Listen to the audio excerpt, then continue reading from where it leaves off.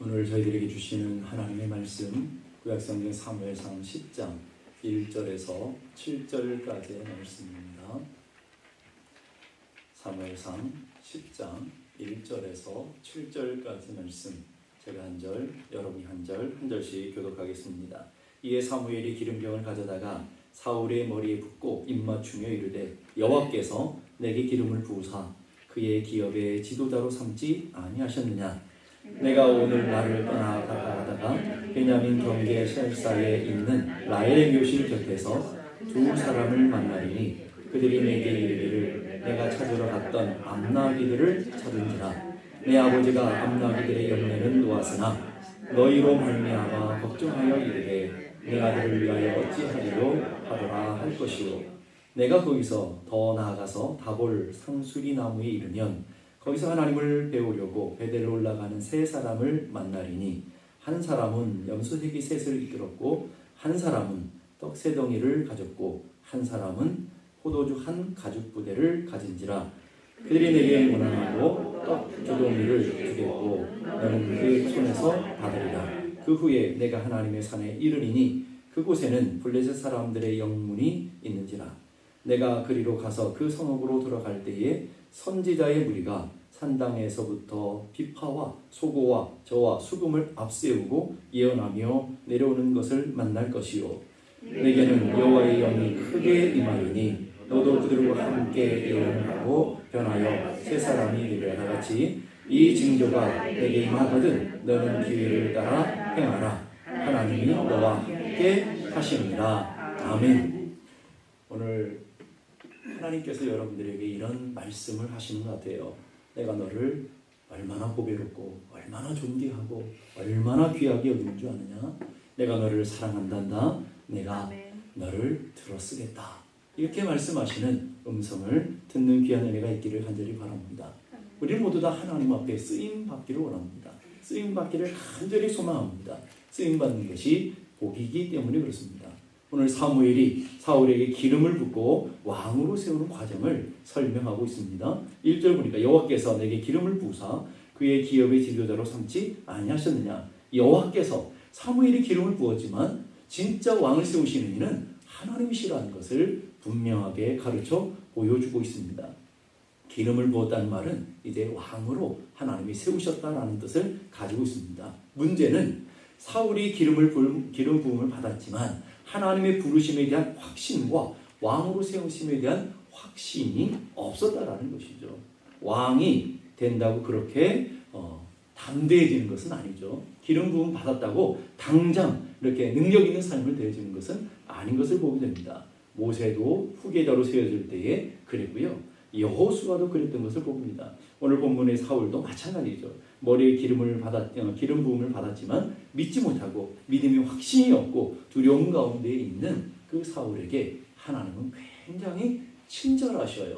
하나님께서 세 가지 징조를 통해서 네가 하나님께 세움을 받았고 하나님께서 너와 함께 하고 있다라는 것, 그 증거를 보여주고 있는 것을 보게 됩니다. 오늘 본문의 장면을 보게 되면 아주 비슷한 장면이 나와요. 하나님께서 호렙산에서 모세를 부르시고 모세를 이스라엘의 구원자로 세우시면서 애굽으로 보내실 때도 하나님께 세우셨지만 모세가 어땠습니까? 두려움이 있었고요. 염려가 있었고요. 그런 마음들이 있었을 때 하나님께서 두 가지 큰 징조를 통해서 이 모세를 하나님이 세우셨고 하나님이 보내신다라는 것을 증거를 보여주셨습니다. 첫째는 지팡이가 뱀이 되게 하는 기적이죠. 지팡이를 던졌더니 뱀이 되었어요. 그리고 하나님이 그 뱀의 꼬리를 잡으라고 그래요. 여러분, 그럼 뱀의 꼬리를 잡으면 어떻게 되겠습니까? 상식에서 뱀 꼬리를 잡으면 안 되잖아요. 그런데 그 뱀의 꼬리를 잡았더니 뱀이 물린 것이 아니라 막대기를 변하는 놀라운 기적을 경험하게 되었죠. 이 뱀은요, 애굽의 바로를 상징하잖아요. 바로의 머리에는 코브라가 늘 있어요. 맹독이 있는 코브라가 있었죠. 바로 그 코브라 꼬리를 잡으라는 거예요. 죽으라는 말이죠. 그런데 내가 믿음으로 순종하여 꼬리를 잡으면 결단코 죽지 않는다는 거예요. 아무리 바로가 강하고 아무리 독이 많은 그런 무서운 존재를 할지라도 하나님의 말씀에 순종하며 나갈 때 하나님께서 함께 하시기 때문에 마른 막대기에 지나지 않는다. 하는 것을 사인으로 보내주시는 거죠. 더 정확하게 말하면 그러기 때문에 염려하지 말라는 거예요. 무서워하지 말라는 거예요. 두려워하지 말라는 거예요. 바로 앞으로 나가는 것, 애굽으로 나가는 걸 결코 두려워하지 말라는 사인으로 주셨습니다. 두 번째가 뭐죠? 손에 문둥병을 낫게 하는 것. 손에 품에 넣었더니 문둥병이 생기고 다시 또 문둥병 든 손을 품에 넣었더니 문둥병이 깨끗하게 낫는 그런 놀라운 기적을 보여줍니다. 문둥병은 저주병, 불치병 아닙니까 당시에? 그런데 이 불치가 도무지 불가능한 존재, 도무지 구원받을 가능성이 없는 존재, 그게 누구였겠어요?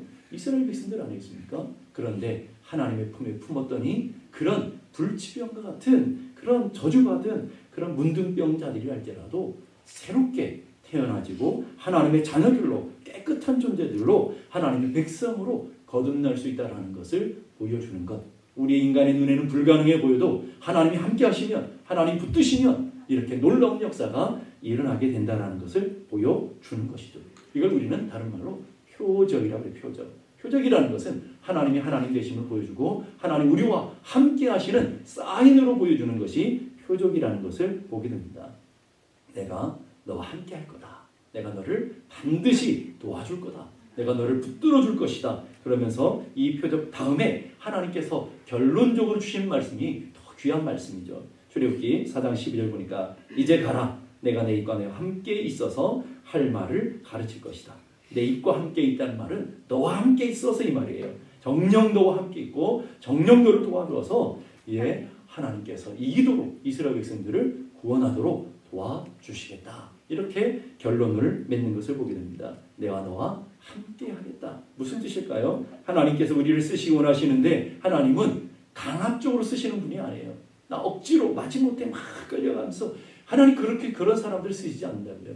하나님은 우리를 쓰시기 원하시고 여러분 한 사람 한 사람을 보배롭고 존귀한 믿음의 그릇으로 사용하시기 원하시는데 여러분들에게 충분히 공감하고 여러분이 충분히 동의하고 자발적인 순종을 통해서 자발적인 헌신을 통해서 자발적으로 하나님 앞에 믿음으로 나아가는 그런 과정들을 하나님 허락하시는 거예요. 모세를 부르실 때도 그렇고 사울을 부르실 때도 늘 설득과 확신을 통해서 인도하시는 인자하신 하나님이시라는 것, 참 친절하신 하나님이시라는 것을 우리는 볼 수 있을 줄 압니다. 오늘 여러분들도 마찬가지입니다. 하나님께서 여러분을 각자 하나님의 위대한 그릇으로 부르신 줄 압니다. 그런 부르심 앞에 하나님의 수많은 사인들을 여러분이 허락하시는 거예요. 모세만 그런 것이 아니라 사울만 그런 것이 아니라 하나님의 많은 표적으로 많은 사인으로 여러분을 인도하고 계시다는 거예요. 그래서 우리의 마음이 충분히 동의되도록 우리의 마음이 충분히 설득되도록 우리가 마음이 자발적으로 하나님 앞에 나아가도록 확신을 주시는 하나님이신 것을 보게 됩니다. 하나님께 사울을 왕으로 부르셨습니다. 확신하지 못하는 사울을 왕으로 부르시면서 확신을 가지고 나갈 수 있도록 믿음을 가지고 나갈 수 있도록 세 가지 징조를 보여주시는데 첫째가 뭐였어요? 가다 보면 2절 보니까 두 사람을 만나게 될 것이다 라고 얘기하고 있습니다. 두 사람이 만나자마자 너희들이 잃어버렸던 암나귀들을 찾았다. 아니 알지도 못하는데 두 사람을 만났는데 만나자마자 암나귀를 찾았다. 이렇게 전달을 받게 될 거라는 거예요. 얼마나 놀라운 거예요. 자신도 알지 못하는 사람들이 두 사람이 갑자기 이 사무엘이 얘기했던 사무엘을 만났을 첫 번째로 준 메시지가 뭐죠? 암나귀를 걱정하지 마라. 암나귀님이 찾았다라고 얘기하죠. 누가 찾게 하신 거예요? 하나님이 찾게 하신. 사울이 아무리 애를 써도 찾지 못했던 것을 하나님이 돌려보내신 거예요. 하나님이 찾게 하셨다라는 거예요. 근데 두 사람을 만나서 그 사무엘이 증거했던 그 말씀을 확증받는 거예요. 우리가 요한계시록 성경 공부를 하면서 여러분들이 배운 게 있죠. 두 사람은 언제나 증인의 숫자라고 그러잖아요. 하나님의 말씀을 두 사람을 증인을 통해서 확증시켜 주시는 하나님의 놀라운 은혜를 보게 되는 거예요. 여러분도 마찬가지예요. 여러분의 인생에 하나님의 부르심이 있어요. 하나님의 주시는 은혜가 여러분에게 있어요. 하나님이 여러분에게 확증시켜 주는 게 뭐죠? 주의 종을 세워서 증인을 세워서 여러분에게 말씀으로 똑같은 말씀으로 여러분의 심령 가운데 확증시켜 주시는 말씀. 자, 이 말 속에는 뭐예요? 오늘 하나님께서 찾게 하셨다. 이 말 속에는 하나님이 잃어버린 암나귀들을 찾게 하신 그 하나님은 네가 왕으로 돼가는 모든 삶 속에 하나님께서 함께 하실 것이기 때문에 염려하지 말라라는 메시지예요. 그래서 오늘 2절 끝에 보니까 앞나기에 염려를 놓았으니 염려를 놓으라는 말이에요.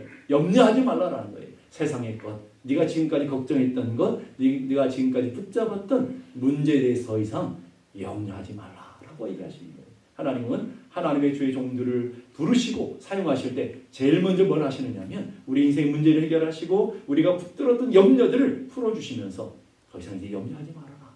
이제 더 이상 그것 때문에 근심하지 말라 말씀하시는 하나님의 모습을 보게 됩니다. 이게 첫 번째 사인이라는 거예요.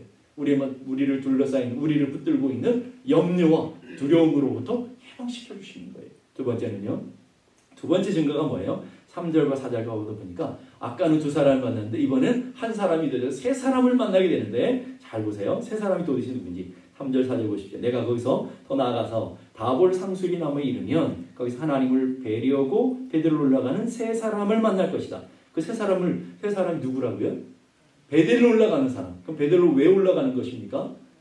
하나님을 뵈려고. 다르게 말하면 예배하러. 베델은 하나님의 집이란 뜻이잖아요. 하나님의 집인 성전으로 올라가는 하나님의 그 은혜의 장소로 올라가는 예배하러 올라가는 세 사람을 만나게 될 것인데 세 사람이 그냥 가는 것이 아니라 하나님께 드릴 예물을 갖고 갈 것이다. 한 사람은 염소 새끼 3마리를 갖고 갈 것이고 한 사람은 떡 3덩이를 갖고 갈 것이고 한 사람은 포도주 한 가죽 부대를 이제 들고 예배하러 가는 사람을 만나게 될 것입니다. 근데 놀라운 것은 그 떡 3덩어리를 가진 사람이 떡 3덩어리가 아니라 있는 것을 다 주는 게 아니라 몇 덩어리를 준다고요?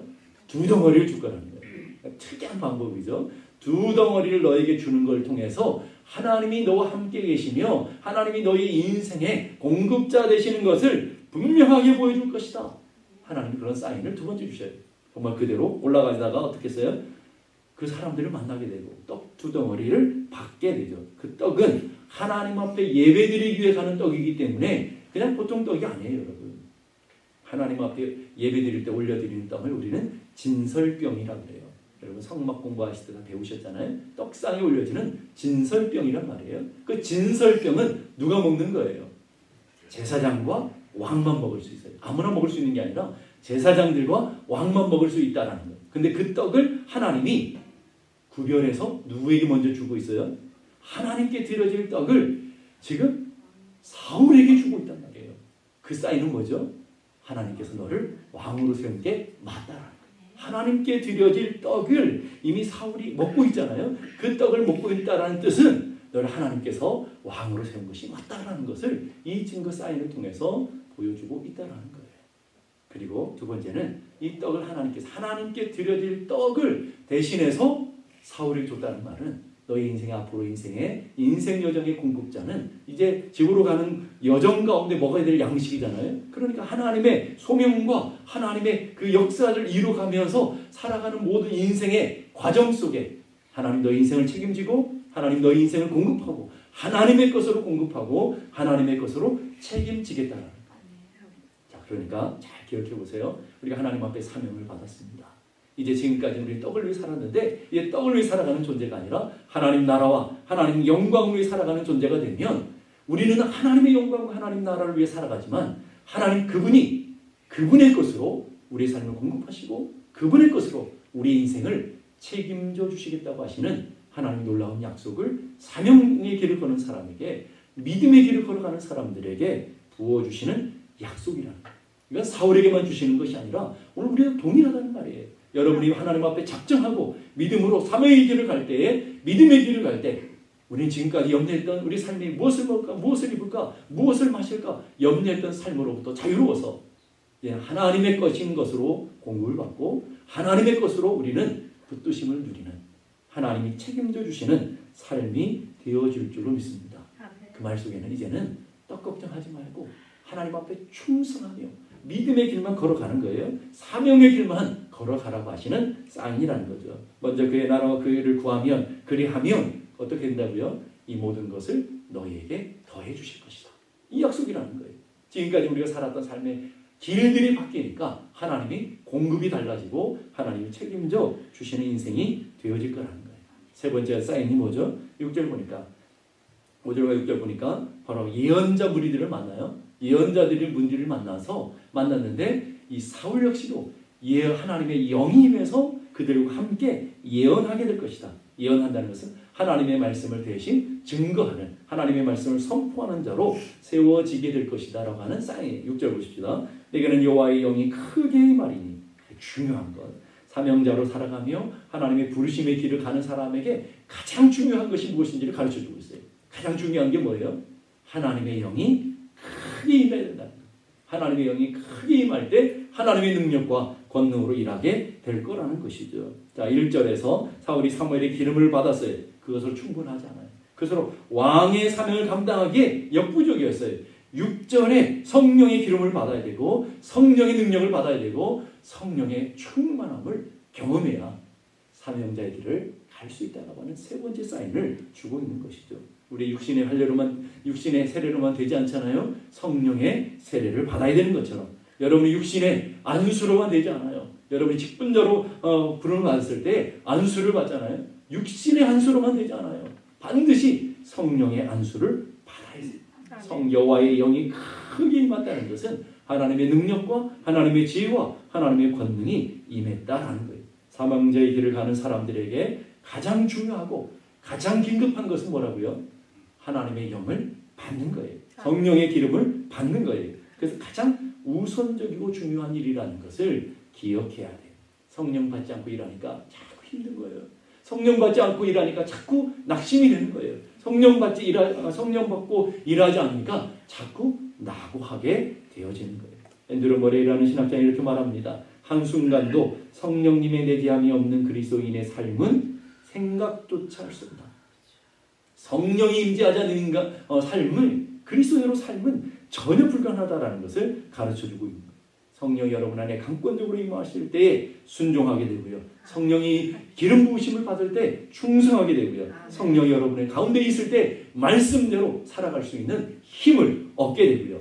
성령이 여러분 안에 임했을 때 하나님 주신 사명을 감당하게 될 줄로 믿습니다.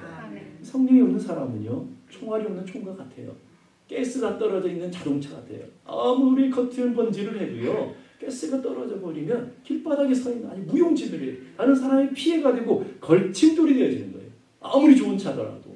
우리도 마찬가지예요. 아무리 좋은 직분을 갖고 아무리 좋은 사명을 받고 아무리 좋은 하나님의 부르심을 받았다 할지라도 성령이 충만하지 않으면 다른 사람들의 인생에 거침돌이 되죠. 그런 사람들 많이 보지 않습니까, 여러분?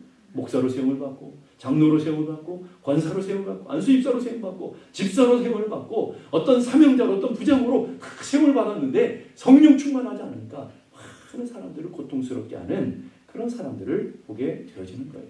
그래서 예수님이 승천하시면서 뭐라고 당부하셔요? 마지막 당부가 뭡니까? 너희는 위로부터 능력이 입힐 때까지 이 성에 머무르라. 뭐 할 때까지요? 능력 입힐 때까지. 성령 받을 때까지. 사도행전 1장을 시작하면서 이렇게 시작하는 거예요. 예루살렘을 떠나지 말고 내게 들은 바 아버지께서 약속하신 것을 기다리라. 약속하신 게 뭐죠? 성령을 약속하시고 위로부터 내리시는 능력을 약속하셨어요. 그리고 8절로 가보세요.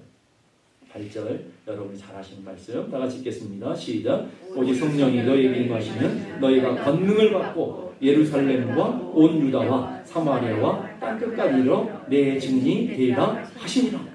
자 보세요. 성령 받지 않고 쟤들이 나왔다면 어떻게 됐을까요?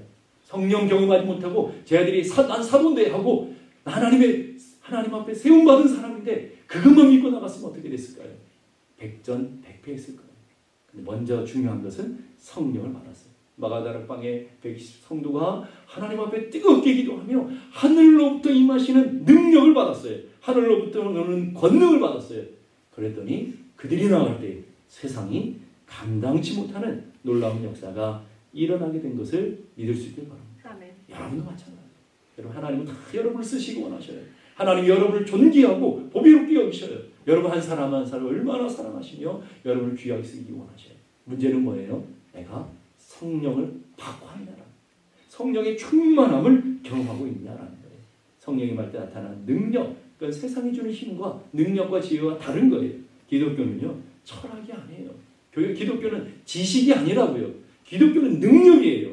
능력을 경험해야 되고 성령을 경험해야만 할 수 있는 유일한 비법이 바로 하나님의 성령 안에 있다라는 거예요. 빌리그레암 목사님이 이렇게 말합니다. 내게서 성령의 능력이 떠나가니 나는 한 덩어리 진흙에 불과하다. 한 덩어리 진흙에 불과하다는 말은 뭐예요? 아무짝에 쓸모없는, 볼품없는, 아무것도 아닌 것에 지나지 않는다. 그러나 성령이 임했을 때 거기에 생명의 역사가 일어나고 하나님 움직이는 놀라운 역사가 일어나고 하나님의 큰 일들을 감당하게 되는 거예요. 그래서 하나님 나라는 말에 있지 않냐고 뭐에 있다고 했어요? 능력에 있다고 했어요. 하나님 나라는 성령의 권능을 받은 사람들을 통해서 이루어가는 거예요. 그래 직분 받는 것도 중요합니다. 사명자로 서는 것도 중요합니다. 그보다 훨씬 더 중요한 것은 사명자로 섰을 때 성령을 받고 살아가느냐, 성령의 충만함을 경험하고 살아가느냐. 성령 받으면 어떤 문제가 있어도, 자녀들의 문제, 물질의 문제, 건강의 문제가 있어도 더 이상 그것이 우리 인생을 올마매지 못해요. 그걸 뛰어넘을 수 있는 힘이 생기고 그걸 이길 수 있는 능력이 생겨지는 줄로 믿습니다. 그래서 성령을 받아야 돼요. 은혜를 경험해야 돼요. 여러분의 인생에 예배의 목숨 걸어야 되는 이유가 바로 거기에 있는 거예요. 여러분이 기도의 생명줄을 붙들어야 되는 이유가 바로 거기에 있는 거예요. 은혜 받지 않고 성령 받지 않고는 다 넘어지게 되어지는 거예요. 근데 성도들이요, 거꾸로 살아요. 거꾸로 살아가는 거예요. 성령 받고 일하는 것이 아니라 일하다가 성령 받으려고 한단 말이에요. 여러분, 기도하고 하나님의 은혜를 붙드는 것이 아니라 하다가 안 되면 기도한단 말이에요. 문제 해결되면 기도하지. 아니요. 여러분이 기도할 때 문제가 해결되죠. 순서가 잘 돼야 돼요. 여러분이 삶이 평안하면 기도하지. 여러분 그런 기도 안 해요. 여러분 인생의 문제 앞에서 하나님 앞에 나아가 성령의 능력을 평할 때 하나님의 큰 역사를 맛보게 되어집니다. 그래서 기억하세요. 힘들수록 기도해야 돼요. 어려울수록 기도해야 되고, 아플수록 기도해야 되고, 어려울수록 하나님 앞에 더 가까이 나아가는 은혜가 있기를 간절히 바랍니다. 이게 영적인 비결이에요. 그럴 때 성령이 내 안에 크게 역사하고요, 우리 삶에 있는 얽혀있는 문제들이 다 풀리는 능력을 경험하게 되고요, 무엇보다도 우리 안에 기쁨이 회복돼요. 구원의 감격이 회복돼요. 성령의 능력으로 인하여 평안이 회복돼요. 춤을 추게 되고 찬양하게 되고 능력 있는 삶을 살아가게 될 줄로 믿습니다. 아멘. 왜 사람들이 일하다 짜증내는 줄 아세요? 힘들어서 그래요. 왜 힘든 것 같아요? 왜 힘들 걸까요? 내 힘으로 하려고 합니까? 내 지식으로 하려니까? 내가 하려니까 얼마나 힘들겠어요? 오늘 많은 사람들이 사명받고 직분받고 가다가 중도 하찮은 분들이 얼마나 많습니까? 왜 그런 걸까요? 자꾸 내가 하려니까. 내가 하면 백전백패예요. 성령을 시작했다가 다 육체로 마치는 일이 벌어지는 거예요. 성령으로 시작을 했어요. 그러나 다 육체로 마쳐지게 돼요. 그렇기 때문에 매 순간순간마다 성령의 충만함을 경험해야 될 줄로 믿습니다. 직분 받는 것도 중요하고 사명 받는 것도 중요하고 하나님 앞에 쓰임 받는 것도 중요하지만 무엇보다도 성령 충만이 중요하다. 성령으로 충만해지는 놀라운 은혜가 있기를 주님의 이름으로 축복합니다. 아멘. 위로부터 내리시는 능력을 덧입으라 그랬어요. 아멘. 위로부터 내리시는 은혜를 받아야 돼요. 위로부터 내리시는 성령의 충만함을 경험하는 은혜가 있기를 간절히 바랍니다. 아멘. 언제요? 옛날에 한번 내가 직분 받고 사명 받고 그때 한번 이게 아니라 매일 날마다 하나님의 은혜로 무장해가는 하나님의 백성들이 되기를 간절히 바랍니다. 하나님께서 사울을 왕으로 세우시기 원하셨어요. 이스라엘의 위대한 영도자로 세우시기 원하셨어요. 이 말씀 속에는 하나님이 얼마나 사울을 사랑하셨다는 걸 보여줘요. 그런데 성령이 임하고 하나님의 영이 임했을 때는 잘 감당하잖아요. 성령 무시하고 내 뜻대로 자기 마음대로 살 때 무너지는 사울의 모습을 역력하게 보여주게 되는 것을 보게 됩니다. 반대로 다윗은요, 한결같이 성령의 충만함을 사모하잖아요. 자기가 버림을 받더라도 주의 영을 내게서 떠나지 말게 하시며 시편 59편이 이러잖아요. 범죄하고 나서도 하나님 다 거둬가셔도 좋은데 주의 영을 내게서 거두지 마십시오. 성령 하나면 됩니다. 끝까지 성령을 붙들었던 다윗의 모습. 이게 다윗과 사울의 차이점이었던 것을 보게 됩니다. 이 세 가지 증표를 통해서 하나님 주신 목적이 뭐예요? 크게 두 가지. 하나는 하나님께서 왕으로 기름 부으셨다. 하나님이 왕으로 기름 부으셨다. 하나님이 하시는 일이다 하는 것이고, 두 번째로 하나님께서 너와 함께 하실 것이다. 이 증거를 통해서 하나님이 너에게 직분을 주시고 너의 가는 길에 하나님께서 함께 해주실 것이다. 아까 모세가 그 징조를 보고 마지막 결론으로 하나님께서 함께 하셨다고 마지막에 확증해 주신 것처럼 오늘 7절도 보세요. 이 징조가 내게 임하거든. 이 징조들, 세 가지 징조가 내게 임할 것인데 임하면 너는 기회를 따라 행하라. 하나님 주신 말씀을 붙들고 순종하라는 말이에요. 그 다음 보세요. 하나님이 너와 함께 하시니라. 하나님이 너와 함께 하실 거야. 하나님 너를 붙들어 주실 거야.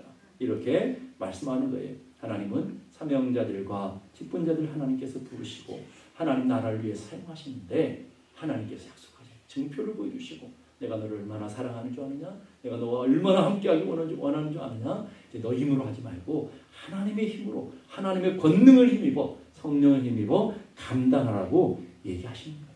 오늘 이 말씀을 통해 우리는 뭘 깨달아야 할까요? 하나님께 사울을 택하신 것처럼 여러분 한 사람 한 사람을 보배롭고 존귀한 그릇으로 택하신 줄로 믿습니다. 아멘. 하나님께서 여러분을 택하셨어요. 두 번째로 하나님께서 사울과 함께 하셨던 것처럼 그 하나님이 오늘도 여러분과 함께 하시는 줄로 믿을 수 있기를 바랍니다. 하나님이 사울을 도우셨던 것처럼 하나님께서 여러분의 인생 여정을 도와주실 줄로 믿습니다. 그러면 우리는 어떤 삶을 살아야 될까요? 날마다 성령의 충만함을 붙들어서 성령님보다 앞서지 말고 말씀보다 앞서지 말고 기도보다 앞서지 말면서 잘난 척하지 마시고 가진 척하지 마시고 똑똑한 척하지 마시고 아는 척하지 말라. 성령님보다 앞서지 마시고 기도보다 앞서지 말고 말씀보다 앞서지 않고 늘 성령님 의지함으로 여러분의 인생의 길을 여러분의 사명의 길을 하나님이 부르신 이 믿음의 길을 담대히 완주해내는 여러분 모두가 되기를 주님의 이름으로 축복합니다. 아멘. 기도하겠습니다. 이 시간 우리 함께 기도하실 하나님께서 나를 택하시고 나를 부르신 줄로 믿습니다. 이 믿음의 길, 이 사명의 길을 할 수 있도록 성령으로 충만하게 도와주시옵소서. 성령의 기름을 부어 주옵소서. 하나님 날마다 믿음을 가지고 주님 주신 이 길을 걸어가게 하시되 하나님 나를 택하셨고 하나님 나를 세우셨고 하나님 나와 함께 계시며 하나님께서 내게 기름 부으셔서 하나님의 나라와 하나님 영광 위에 쓰시고 원하시는 것들을 깨달아서 성령보다 앞서지 말게 하시고 기도보다 앞서지 말게 하시고 말씀보다 앞서지 않도록 인도하여 주옵소서. 우리 함께 다같이 기도하겠습니다. 하나님 은혜를 감사합니다. 하나님께서 우리를 보배롭고 존귀하게 여기시며 오늘도 하나님께서 그 하나님 나라와 영광 위에 우리를 부르시며 택하시며 세우신 줄로 믿습니다. 하나님께서 사울을 택하시고 부르셔서 모시고 함께 하셔서 하나님의 놀라운 역사의 이 길을 걷게 하신 것처럼 하나님 우리를 택하시고 우리를 부르셔서 하나님 나라와 하나님 영광 위에 아름답게 쓰여질 줄로 믿습니다. 하나님 우리도 믿음의 눈을 들어 주님만 보게 하시고 성령으로 충만한 저희들 되게 하여 주시옵소서.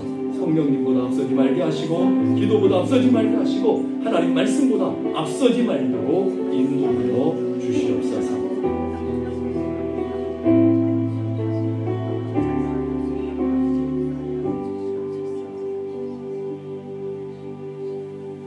이제는 우리 주님 예수 그리스도의 은혜와 하나님 아버지 크고도 놀라우신 사랑과 성령님의 감화 감동 충만케 하시는 역사가 이제로부터 영원까지 함께 계시기를 간절히 축원하옵나이다.